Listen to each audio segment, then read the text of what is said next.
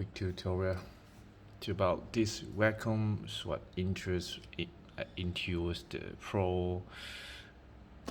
Well, this is a Bluetooth version, and somehow after Windows updates it's not working. I'm not sure it's for Windows updates or driver update, because last day got driver update for this as well.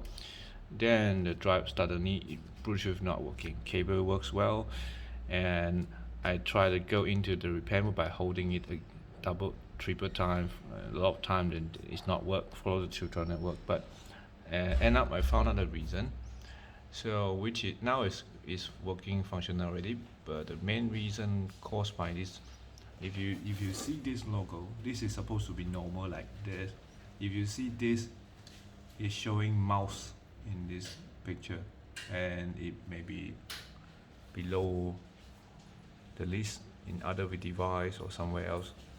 As long as this one not showing this logo, you just click and remove it. Otherwise, no matter how you search, it won't come up. So after remove it, you reconnect, it should be fine. Yeah, this is the quick fix. If you're facing another problem, maybe let me know. I find just curious, see whether I can fix or not.